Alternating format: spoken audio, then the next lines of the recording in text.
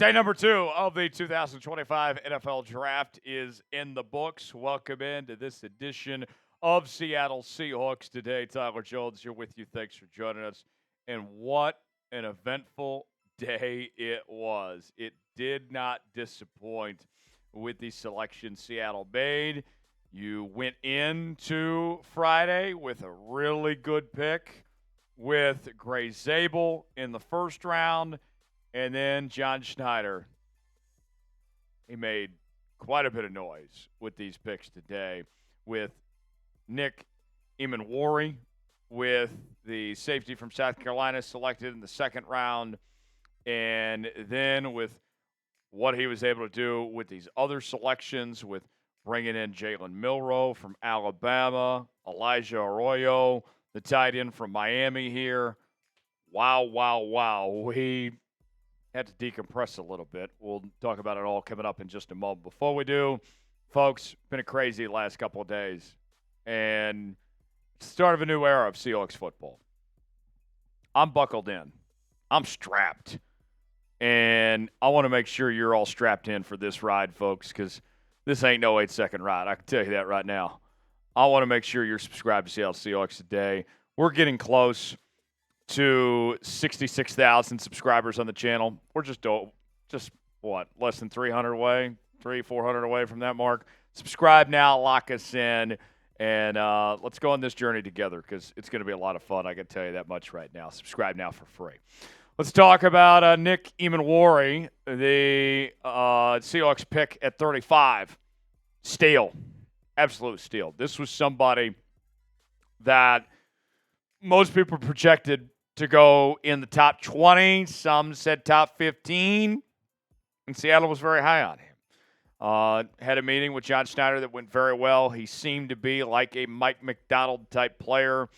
And now your safety room is looking pretty dang good. You add him in, who was extremely productive at South Carolina with 4 interceptions this past season, 6 pass breakups.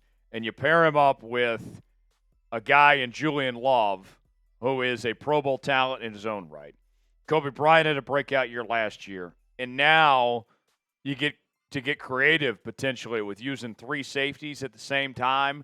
There's a lot to like about this. And when I look at him, he looks like a modern-day strong safety with the elite physical traits.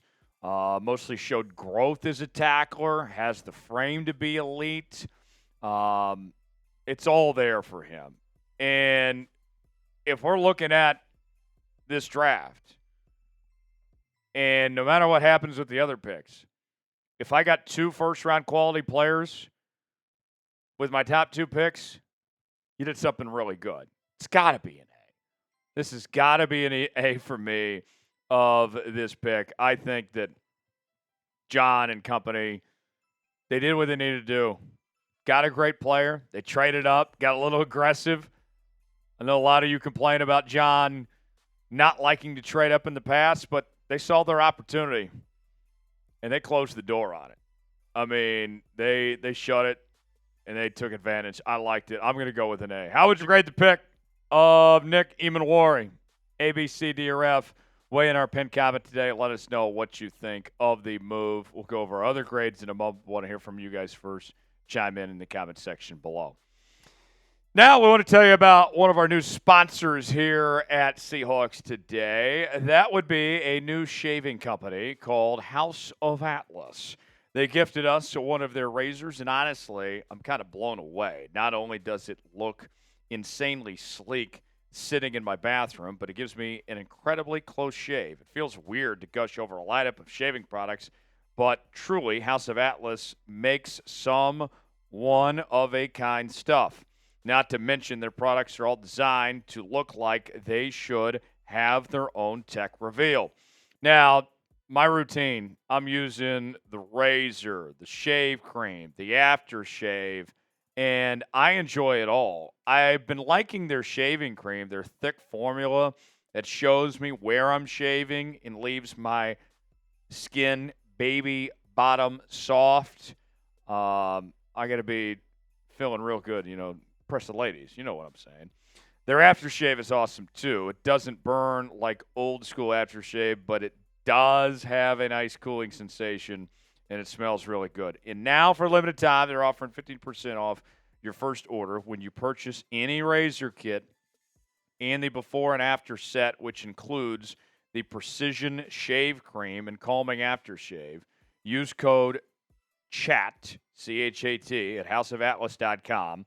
That's HOUSEOFATLAS.com with promo code CHAT for 15% off your new razor kit and before and after set. Stop wasting money and time on shaving products that don't look good, aren't effective, and cost way too much. Visit houseofatlas.com today. Trust me, you'll love it as much as I did. House of Atlas, proud partner of Seattle Seahawks Today. This guy I got to talk about, Elijah Arroyo, tight end from Miami, with the 50th overall pick. I was talking to a buddy of mine, Ari Russell, longtime media guy, and he is a Miami fan. And I was telling him, we were at the Final Four in San Antonio a few weeks ago, and I said, Ari, I really love your guy, Elijah Arroyo. I think he's going to be a really good player in this league. And he told me, he says, he's a stud. And I've seen it with Elijah. Elijah come forth, my friends. 35 receptions, comes in at 6'5", 254. That's a big dude. 7 touchdowns, and quite the receiver. All right?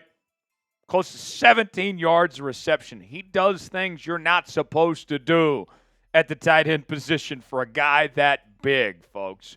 And he's really just getting started. Some people say, was he a one-hit wonder with only having 1 year of production? But I would say that this is really just getting started for me.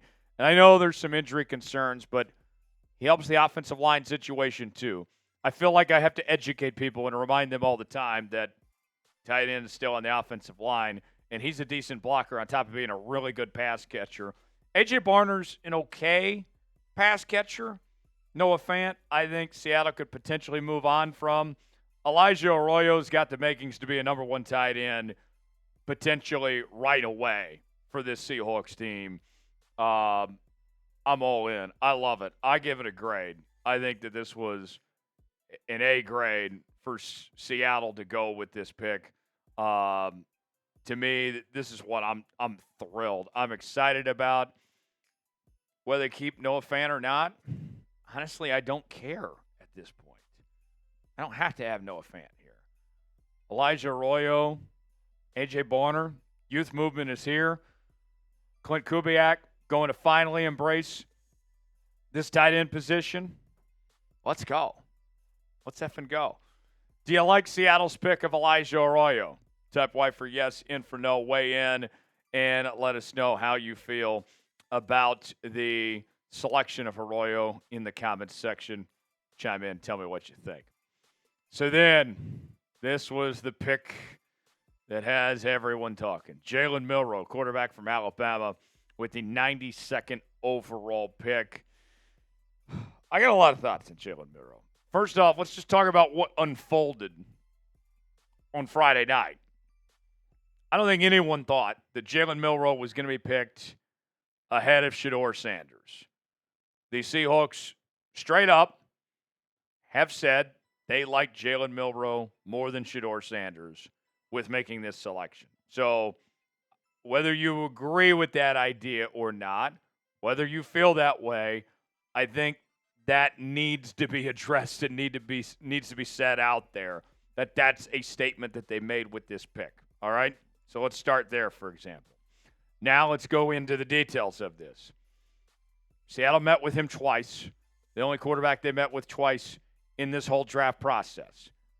Obviously, they had some good meetings. They really liked what they saw with Jalen Milroe. And he comes in a no-pressure situation. I don't know if Jalen Milroe will ever be a successful quarterback in the National Football League. In all honesty, I don't know that answer. But he is a project, no doubt about it. when it comes down to it at the end of the day. It is going to take him time. He is not ready. He is far from a finished product. You see the arm strength, the nice deep ball, physically gifted, a dynamic runner, all those things. There's potential for him to be great. But he has a lot of work to do to put it all together, and he regressed a lot this past season, going from Nick Saban to Kalen DeBoer. It may not have all been his fault either. But with that said, I think you're putting him in a very good situation. I'm going to go with a B here because I like Shedeur more, personally speaking, but I don't hate it either. And let me explain. The position, third round. If we would talk about, there were some people that even mentioned Jalen Milroe going first round to the Pittsburgh Steelers potentially at 21.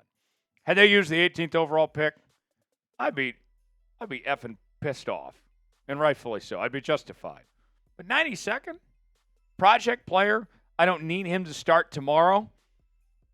Train him, develop him, see if he's that guy. See what he's made of. Maybe he turns into a quality backup. Maybe he switches positions potentially. It's enticing, it's intriguing, and you don't know the end result. It's a B, and I think that's very fair. There's a lot of flaws in his game. But it's enticing.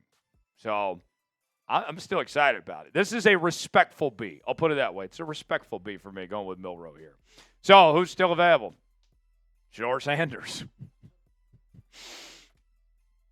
I'll be honest, nothing against Shedeur, but I am laughing at this, that we're having this conversation here. Remember when his dad said he was going to be a top 5 pick a year ago? Yeah. How about that, Coach Prime? Other names on the list, Alec Aomanor, Marcus Imbo. We got Jack Sawyer. What are some others here? We got Pal Ryland, Jalen Royals, Dylan Sampson, Cam Williams. Plenty of good talent still out there. My guy Billy Bowman. Also Quincy Riley. He's a name to watch potentially for Seattle at the corner position. Cam Scatteraboo, still waiting on his name to be called. I'm waiting on my guy Devin Neal's name to be called. Don't know if it's going to be by Seattle, but we'll see. Still plenty of good talent available over the final day of the draft. And we look at this team, they're in a pretty good spot. This is the most excited I've been all offseason. John's having a good draft. There were some doubts, but you look at the results. What John has to show for it at this point. Zabel, Emmanwori, Arroyo, and Milroe. Where's the complaint? Even if you're pissed about Milroe taking a quarterback, it's a late third-round pick. So I feel pretty good. If you enjoyed today's show, subscribe. Back tomorrow. Let's get some sleep. And we'll do it all again. Another live show, live for rounds 4 and 5. And then we'll have videos of all the picks, grades tomorrow night, UDFAs on Sunday. More to come. Subscribe now for free. I'm Tyler Jones. Thanks for joining us. See you tomorrow.